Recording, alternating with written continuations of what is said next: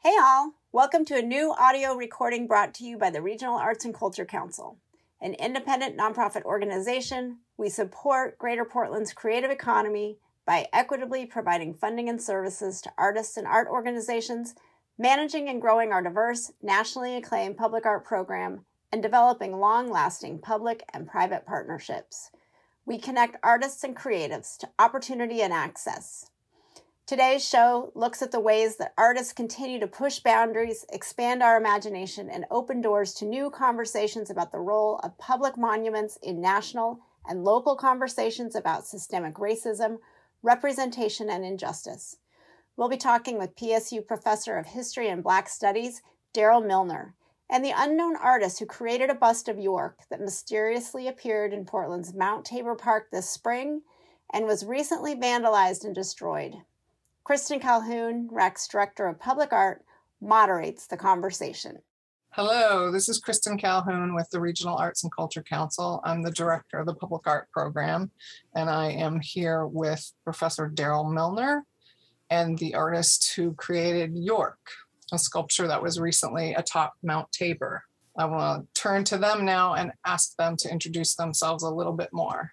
Professor Millner, do you want to start? Yes, I'm a retired professor of Black Studies at Portland State University. I've been teaching Black Studies here since 1975, and York has always been one of my favorite historic topics, and I'm very happy to have a chance to talk about his story with the group today. Artist? I'm glad to be here. I'm looking forward to answering questions, and very honored to be here with Professor Millner, because it was from Professor Millner that I learned much of what I know about York. And also a thank you to start with to Kristin Calhoun and the Regional Arts and Culture Council for their support and guidance through this whole journey. Thank you.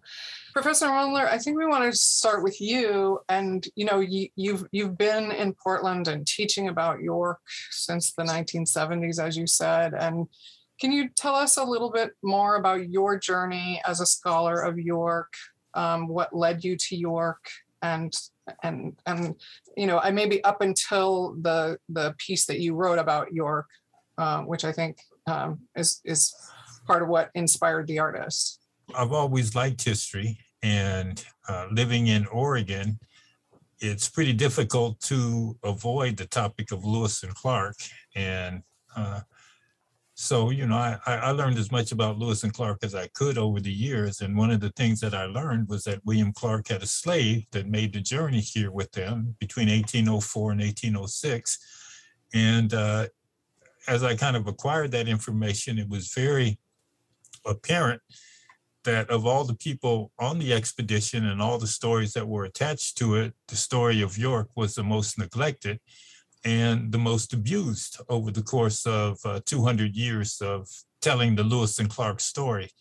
And that interested me as a professor of Black Studies, and I've always found that the students that have come to that story over the years, first of all, have been surprised and also have been very interested both in the details of the story itself, but also in the way that the story has been told in different generations of American culture and history, because it reveals as much about American racial history as it does about the individual story of York. So I think it's fair to say that it's been one of my mainstay topics in terms of teaching both general Black history and also the history of Blacks in Oregon.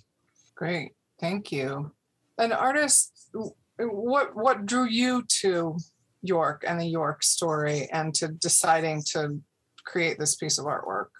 I think Professor Millner has it right that it's a story that just isn't told, and it's not told by, it's not an accident. It's not told. York was erased from our history. He wasn't included in the history that I learned about Lewis and Clark, and as I told the story of York to others, I was always struck by how few people had ever heard of him. And I feel very fortunate to have had this opportunity to help get the York story out. And I would add from the onset how grateful I am to Commissioner Carmen Rubio and Parks Director Adina Long for their quick endorsement of the installation. it was really, their endorsement allowed it to stay in a large way. And having that memorial there, the York Memorial on Mount Tabor, really spread the York story in a way that, in truth, made my head spin. I was really struck by how quickly it traveled, and it pointed to how hungry people are to have a broader and clearer sense of the complexity of our history, that particular story, but our history in general, I think. Professor Millner, I'm curious about your observations about how the telling has been used and has changed over the years, or has it changed over the years? The exclusion, I think that's part of what we're dealing with in monuments in general in Portland and across the country, or world for that matter, is that, who was deemed worthy of being recorded and upheld is, I think, reflective of who had power, right? So I'm just curious in your observations about that. Well, it was no accident that the York story disappeared from the Lewis and Clark expedition in the way it's been presented to American students of history. The reality is that the dynamics of race in our generation are very different than they were in the founding of the country. There was a fundamental contradiction as the country was founded at the end of the 17th century or the 18th century. The founders wanted to create a democratic society, and they also wanted to maintain a slave society at the same time. There's a fundamental contradiction between those two concepts. You can't really be both at the same time without that contradiction becoming very apparent. And what seemed to be the attempt on the part of the founders and many people who have come to tell our history since is to reconcile that contradiction by making it appear that slavery, particularly Black slavery, was a natural condition that Blacks should occupy in the country, that Blacks were especially suited to be slaves, and therefore slavery was not an imposition or an abuse of their condition in the country. And so what that required, on the one hand, was a way of defining and describing the Black experience and Black individuals in a way that was consistent with the status of slavery. And the reason that affects an individual like York in the Lewis and Clark story is that the participants of the expedition were lionized. They were in many ways some of the first celebrities in American culture. They were considered to be mighty men. They were considered to have accomplished a tremendous task. And for a slave to be included in that kind of category would have been a contradiction of everything that was a part of the prevailing definition of what Black people were capable of. So the easiest way that subsequent generations of American storytellers, American historians dealt with that contradiction was to simply pretend that York didn't exist. If you pretend that he wasn't there, that he didn't participate, that he didn't make contributions, then you don't have to eventually explain why a Black person was capable of doing the kind of things that the members of the Lewis and Clark expedition were recognized and acknowledged for doing. So that was really the first response, the first reason that York was disappeared, if you will, from the Lewis and Clark expedition. And every subsequent generation of American culture had a way of defining York in ways that seemed to reduce that contradiction between the reality of a Black man who was capable of great deeds, who was capable of heroic actions, and who also was contained in that institution of slavery. So that was really what defined and characterized how York was presented over the course of about 200 years. So that was really the first kind of chapter of telling the York story. Now, of course, and thankfully, our racial dynamics have changed over time, and hopefully we can recognize the kind of progress that has been made as far as race is concerned. Eventually, the institution of slavery was ended after the Civil War, and eventually Black people over a very long time and a very difficult journey began to acquire a different kind of status and condition in the context of American culture. And probably the highlight of that journey in the 20th century was what we call the civil rights movement of the 1950s and 60s. And it was during the civil rights movement that Americans finally decided that it was just no longer acceptable to pretend that Blacks weren't fully human beings and fully capable of all the activities and achievements that any other group of human beings might be capable of, and that it was probably a bad idea that especially younger Black people didn't have anyone to look to in the way we tell our stories of American history that would be a focal point for them to understand the kind of events and the kind of achievements and the kind of progress that had been made. And so in the civil rights period, they began to tell the York story in a different way. And rather than present York as the traditional Sambo, which is a very derogatory way of addressing and describing what a Black man is capable of, they began to present him in a much more heroic mode. That is, in many ways, the stories about York's activities on the Lewis and Clark expedition were exaggerated. And sometimes they were simply fabricated. There was an instance, for example, when York is supposed to have saved William Clark from a flash flood. That didn't happen on the expedition, but that's a heroic story. And that's a dramatic change in the way that the York story was being told. So in the civil rights period, there was a significant attempt to kind of make York appear as a superhero on the expedition rather than a Sambo. And the problem, of course, is that those stories that were fabricated, and that's never a proper way to address history. The achievements of York's and the contribution of York on the expedition didn't need to be exaggerated to be important and to be revealing about his qualities and the character of what he was capable of. So in some ways, the superhero phase of the York story was just as bad as the Sambo phase. They both were inaccurate. They both were untrue ways of representing what York actually was and what he did on that expedition. So that was the second chapter. The third chapter came when the country was interested in celebrating the bicentennial of the York story. And this was one of the opportunities for historians to tell the York story with more honesty and more accuracy, and tell the York story in the way that it deserved to be told. And York still arose from that telling as a heroic figure, because some of the things that he contributed and some of the things that he did were truly historic and heroic. So that was the third chapter, an attempt to address the realities of who York was as a human being and as a member of the expedition. And now I think we've come to the fourth chapter with our little adventures with the York statue on Mount Tabor. Those three other attempts to tell the York story, they were reflections of what race was and the dynamics of race as they stood in those generations of American history that they were a part of.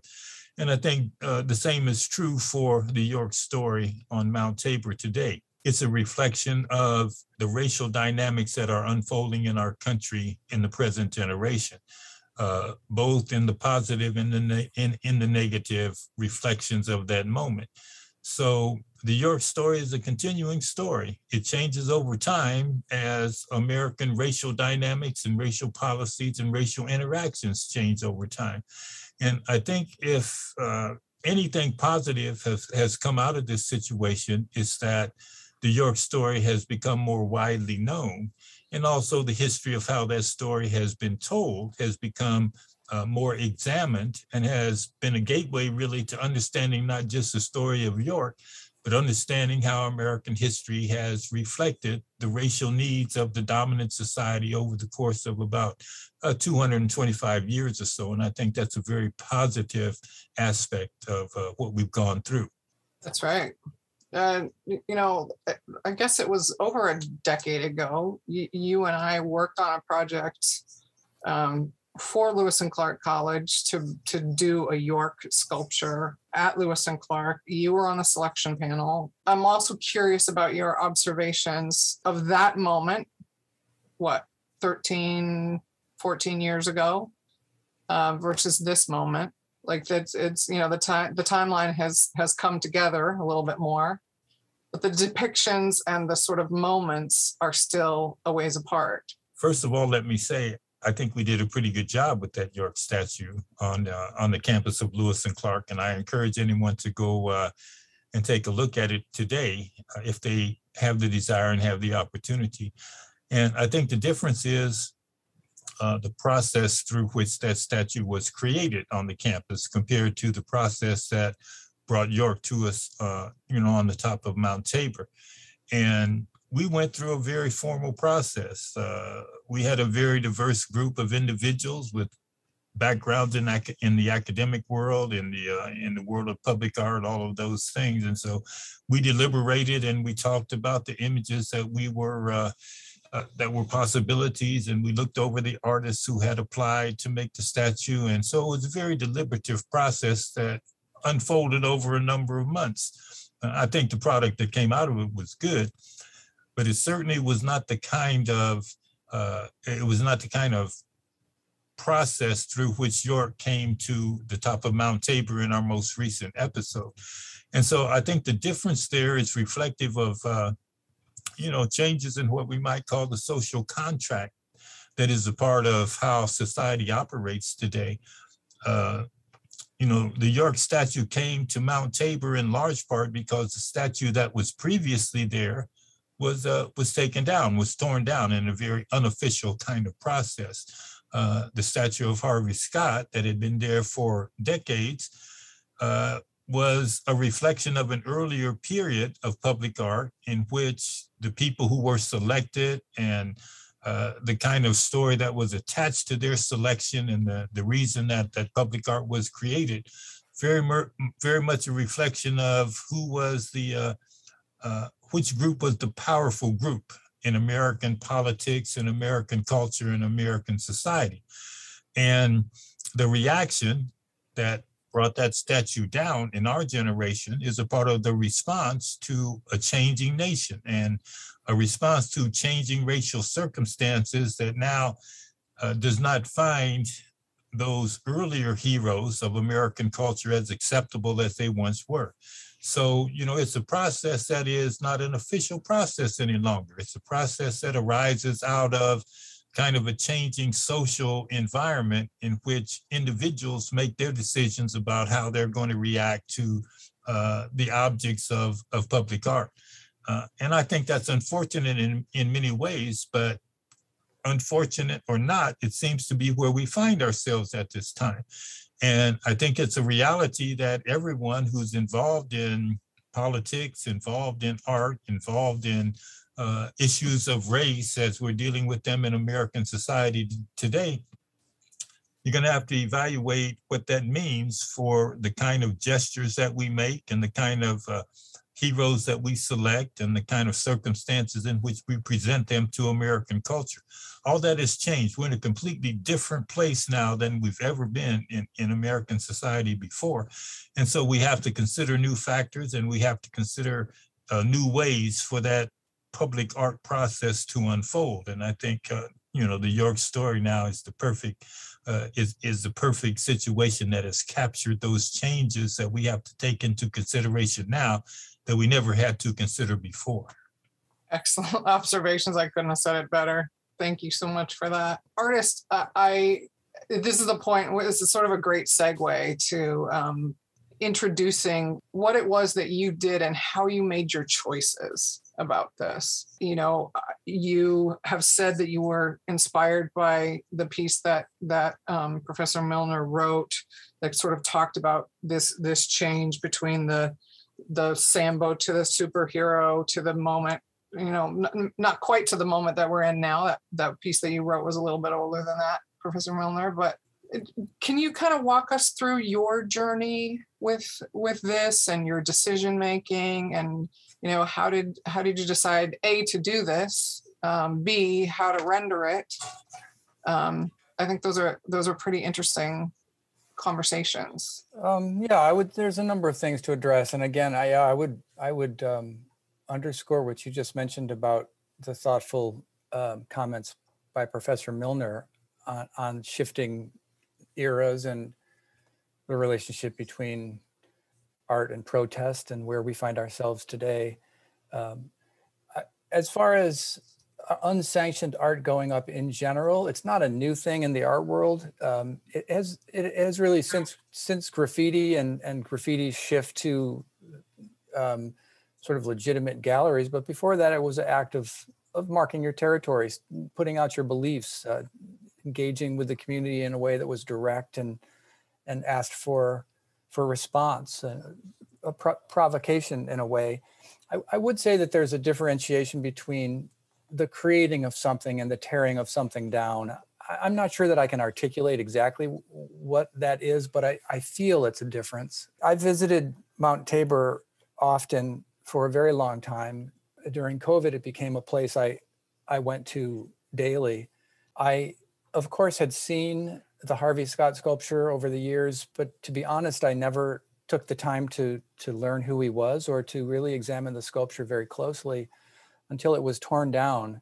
Once it was toppled, I looked into who he was and who had made the sculpture and why it was there, and sort of put that behind me in a way.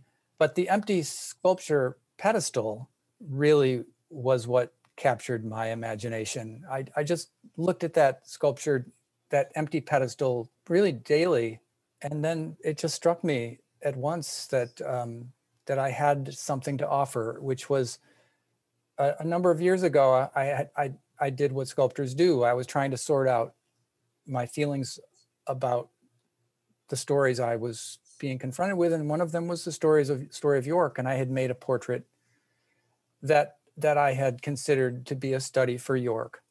There had been some conjecture that York's ancestry may have come from Ghana, and I have a friend from Ghana, and I had him pose for me, and I based a portrait on him and the very, very few descriptions we have of York, physical descriptions. It just sort of struck me one day that would be a fitting portrait to put on that pedestal, keeping in mind that this was Portland.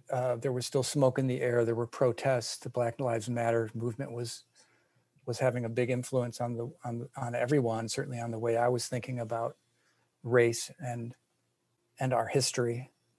I just spent quite a bit of time then looking closely at the pedestal and deciding on scale. Went ahead and carved that sculpture out of styrofoam at the scale that seemed appropriate, and got it up there quietly in the night and waited. From that point on, I feel as though my role in the project is very much like everyone else's. I waited, I watched, I listened. It became separate from me. It became something that belonged to the park. I would say that I thought of it in terms of a gift to the park and to Portland. And I certainly was profoundly moved by how the park adopted it. I am in great debt to the park workers who kept it in such good shape and cleaned it up when there was small amounts of vandalism and kept the area clean. And I've also been just profoundly moved by the folks I've seen up there, particularly teachers. I've seen so many teachers who have put the York story into their curriculum and brought their students up to York. I think during the time when schools were physically closed, there was a place where classes were meeting, and the York Monument, York Memorial was one of them. And that was very heartening to see the York Memorial acting as a starting point for historical discussions. Great. And I have to ask you a question that I know a lot of people want to know. Why are you anonymous?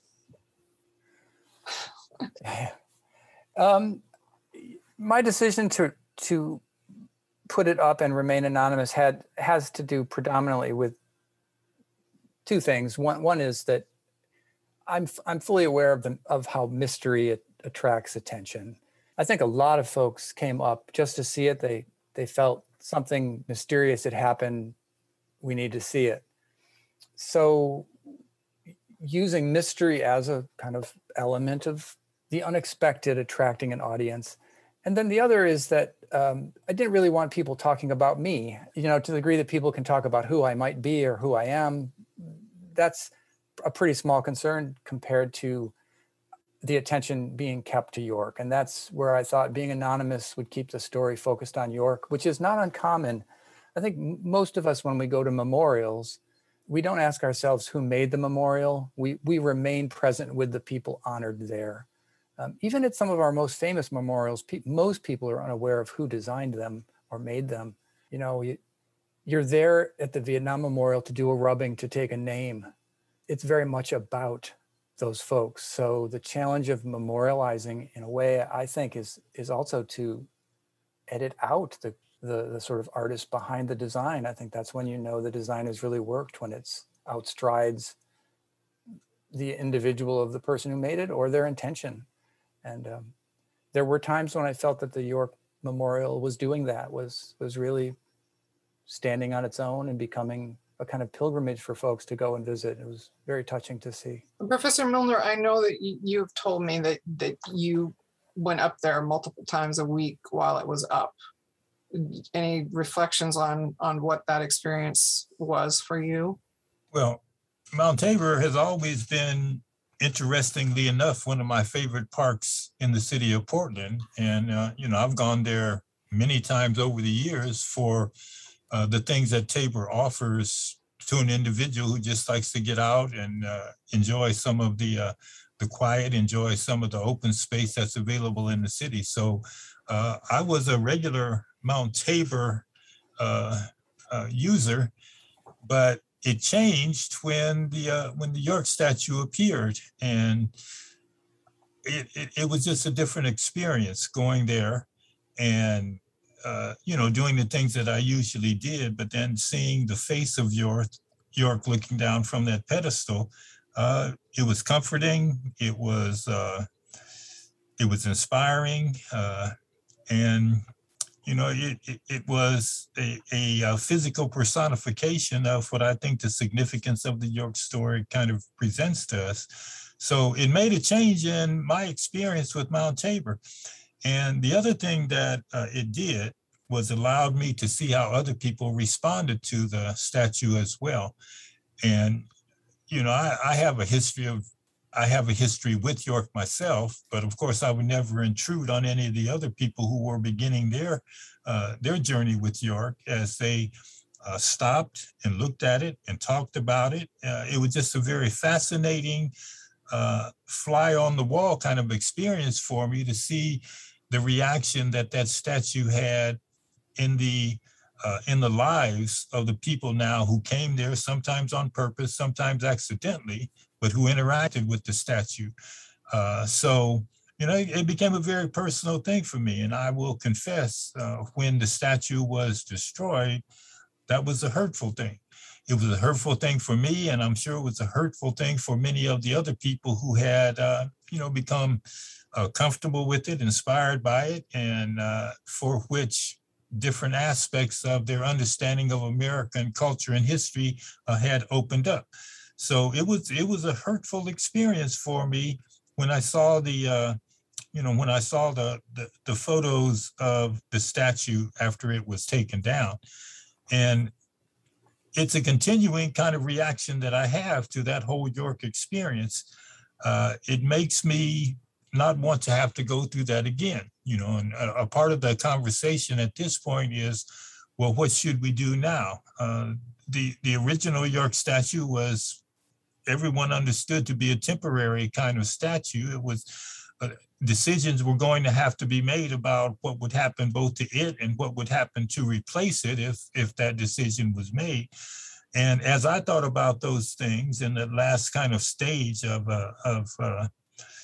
the York statue's life, so to speak, the one thing that I did not want to happen was for York to become a stationary target of continuing abuse, become a target of those people in American society who are not willing to face our history honestly or directly, and who want to take the opportunity of defacing or destroying a statue about an individual like York as a way of making a political statement. And certainly that's a consideration at this point, given the kind of precedents that have been set by both sides in terms of how they react to those pieces of public art.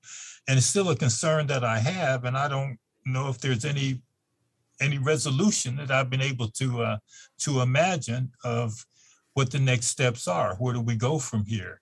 What kind of next chapter is the York story going to be a part of? And so I'm still at that place. And I think that's a part of the ongoing conversation that this event that we have here in this podcast is certainly, and I think rightfully a part of. So I don't have the answer to that, but it's certainly something that is before us that we will have to make decisions about. Oh, that's right. That's right. Definitely we've had a lot of people reaching out wanting to contribute to a permanent piece. And I think the piece of that is maybe a challenge is it's jumping over the question of what you've just been talking about. Should it become a permanent piece?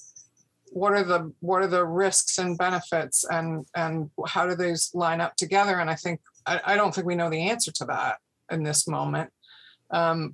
I am interested in hearing from the artist, just sort of on the technical side of things. We'll circle back to the more conceptual and the sort of place in history and all of the aspects that you were just talking about, Professor Millner. But just on the sort of purely technical side, if you were to put it in a permanent situation, what would that take?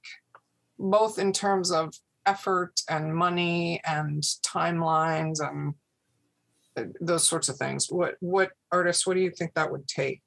Well, I realize you're asking me the technical question, but I'll answer the other question first. I think first it takes the city to decide that that's the direction to go. And if the city decides that a permanent York Memorial on Mount Tabor is the direction to go, I'm available to help.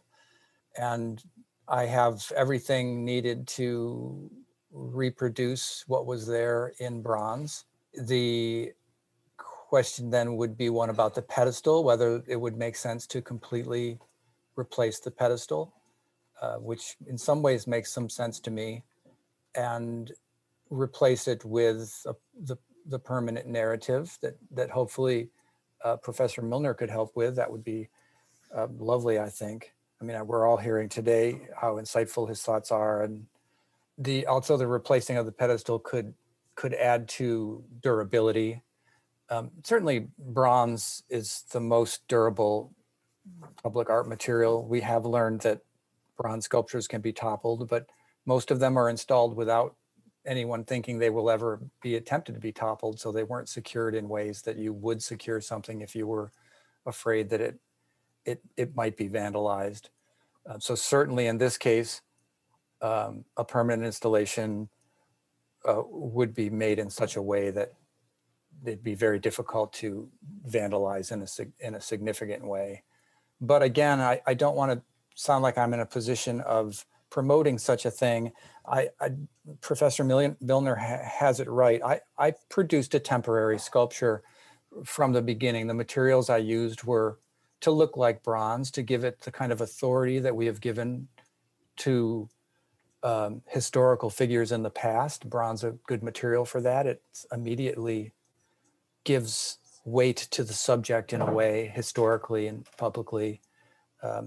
But it was styrofoam. And I think in some ways the vandalism that ultimately took York off the pedestal was partly due to the fact that it became known that it was made from materials that weren't permanent, and that it was in truth quite easy to deface and to destroy. I am also sympathetic to Professor Millner's comment about this sort of suffering of seeing it taken down. I was actually surprised how badly I felt about that as well. And in truth, I haven't gone up to Mount Tabor since then. I probably will. I understand there's been a lot of lovely notes placed there and flowers, and I would like to see that. So I think I will at some point make my way up to Mount Tabor. As far as costs go, I think that's a bigger discussion that deals with scope and scale and how much is being done. Because as I think the city has probably learned from the elk, there's going to be as much money put into the pedestal of getting that elk back as probably the elk itself. So it's a difficult thing to off the cuff talk about budget, I think. Mm-hmm. That's fair. That's fair. Yeah, and we circle around to that decision-making process. It's I don't think any of us have a crystal ball on that in terms of, I think especially one of the things I've been thinking about a lot is this idea of, sort of a heroic figure and what that implies. And yes, there was this heroic figure of Harvey Scott up there. Harvey Scott was an awful person, and we'd been advocating for that sculpture to come down for a while. Not that I necessarily agree with exactly how it came down, but I do definitely think it was necessary for it to come down. But is replacing a heroic piece with another heroic piece what is demanded or needed or desired in this moment? Well, if you're asking me that question, my feelings are that I would love to see a permanent York presence at the Mount Tabor site. And if it could be done securely and safely in a way that would make it very difficult for, the kind of destruction and vandalization that we've seen happen again, that would be very pleasing to me. And I think the thing that historically has been missing from public art is the narrative. I think the narrative is important. And if such a effort was made in the future, I would want it to include, some narrative that would explain the significance of York and explain, the role that York as an individual and the role that some of the issues that he kind of opens the door to have played in American culture and American history. So, I would love to see a permanent York there, but I would also like to see more information about the story and the significance of both public art and the individuals who we choose to make the objects of public art available. I'd like to see much more of a kind of educational context attached to that. Mm-hmm. And I did want to say at some point in our conversation today, there's much more to the York story than simply a statue on the top of a hill. And for those people who would like to learn more about the York story, fortunately, there's some information that they can turn to, both in kind of convenient forms, one shorter and one longer. But if you want to know some of the details of the York story, and it's a very interesting story, he was actually the first documented Black person to come to the area that we know as Portland today, which he did in April of 1806. When Lewis and Clark went to the Pacific and then returned, both going down and then up the Columbia River, they missed the mouth of the Willamette.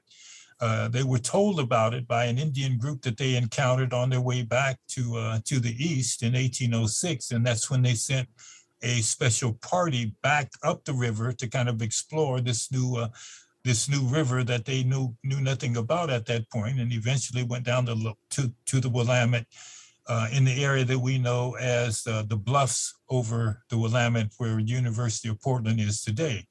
So York certainly is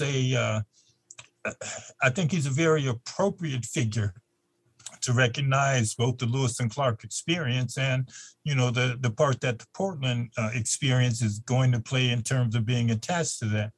So what we need, if we're going to go forward, is to allow people to have more access to the York story, not just a statue about York. And these are the places that they can go if they would be interested in learning more about York. One is a longer book by a man named Robert Betts that's called In Search of York. Robert Betts, In Search of York.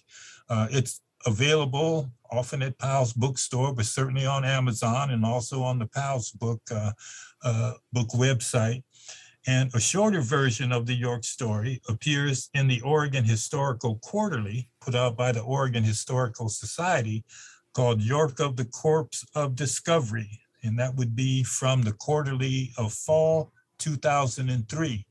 And if you can't get down to the society, then you can view it online. It's available online from the Oregon Historical Quarterly. So for people who want to learn more about York, those are very available and accessible ways to do that. But, often when I talk about race and American history and in the context of what we have come to call the cultural wars of today, there has been this concept called cancellation of individuals, important people in history, important people in contemporary society. And often because I talk about race and talk about Black history, people have accused me, both in person and in other forms, of wanting to cancel out from our considerations of history people like Lewis and Clark, or people like Columbus or George Washington. Or I was amazed to find out recently that Abraham Lincoln had been added to that list. Well, I think there's a big mistake made in the way that cancellation is being presented in the context of these arguments today. For a person like me, I don't want to cancel any of those individuals from our understanding or our access to in history. I want to tell more of their stories, not less. And the way that the stories have been told in the past simply have been inaccurate and dishonest. And that's really the problem. If you tell the full story in the context of the world, the culture, the circumstances that it emerged from, I can't see how that's going to be a negative thing. And so I'm in favor of public art. I'm in favor of identifying these people, sometimes even perhaps the worst of the people, but telling their story in a way that helps us understand the individual in the context of their time and place. And so if a York statue was going to be placed on a permanent basis somewhere in Portland, and I think Mount Tabor is a very appropriate location, I would be very sad to see it simply placed as a work of art in the old tradition that doesn't have an opportunity for people to learn more about the story and not cancel out the unsavory aspects of our past, but to put them in their context so that we can understand where we've come from. Because if you don't understand where you've come from, you don't understand where you are or where you want to be and how you might want to get there. So I'm in favor of public art. I'm in favor of a permanent York, but I want it placed in a learning environment in which the York story can be really most useful to us today. Thank you. I definitely agree with that vantage point. And it leads me to a question that I wonder, what do you think about Harvey Scott? Like, what do we do? What do we do with Harvey Scott? Well, I didn't expect to have to make that decision this afternoon. Well, I'm not trying to totally put you on the spot, but I think we have to recognize the complete and the comprehensive and the full nature of the history that has preceded us. And so I'm not opposed to a statue of Harvey Scott, as long as it's a statue that does include that larger story, as I've said, not just an attempt to kind of glorify or to lionize a person like him, but to tell who he was and what he stood for and let people make their own decisions about that. But I don't think that you do anything of a useful, positive nature when you hide the truth and when you're inaccurate about the way in which you present these individuals and these earlier eras of American history. I think you tell the story, you tell it as completely as you can, you tell it honestly, and then you let people decide about how they feel about it, how they react to it. One of the conversations I have heard with artists recently that I find quite compelling is talking about resources and the use of resources. So if we were to reinstall one of those pieces, we are continuing to commit resources to them that perhaps should be committed in other ways, like telling stories more fully, or, you know, talking to the story about York and putting it in the context of, you know, why was York left out of the story originally, and how is the conversation evolving? And I find that to be a very compelling argument. Well, I would agree with that. And I would just add that, you know, whatever can be said about statues and public art, people do respond to them. People do react to them. I've seen the reaction of people to the temporary York statue as I walk by and overheard conversations. You know, they can be a rallying point. They can be a focal point. They can have meaning for people, and they can bring people to look at both history and the society that we live in today in different ways. So, you know, I think we have to appreciate that there is a place for that kind of contribution that public art can make. Mm-hmm. I just don't think we've done it well in the past. And right. I think, you know, if we go forward with the concept, then we have to try to do it better. Well, yes, and acknowledge in full force the impact that heroized figures can have on an ongoing basis, especially to communities that have been left out of the narrative. Well, I want to thank you both so much for joining us and for your contributions, both to artists, to the physical presence, to getting people up and out and looking at the work, and most definitely also to Professor Millner for inspiring this work and telling the stories and contributing to Oregon history in such a eloquent and forceful way over so many years. Big gratitude. Any closing comments for either of you? I think we've covered the ground pretty well, to tell the truth. I would add that, you know, I've always known and believed that art is completed by the audience. And in this case, I just want to thank the people of Portland for completing this art in such a complex and beautiful way. And it's been a very touching experience for me. Thanks so much for listening to this important conversation. You can find links to images of York and the books and articles referenced by Professor Millner in the conversation notes. It is the Regional Arts and Culture Council's responsibility to commission, care for, and maintain the City of Portland's public art collection. And we want to hear from listeners as we engage with the community in questions about what public art can mean and how it can reflect our values. Participate in the conversation by subscribing to our online newsletter, Art Notes, at rac.org/about/newsletter, or by following us on Instagram or Facebook at Regional Arts. Or send us an email with your thoughts at info@rac.org. Thanks for listening.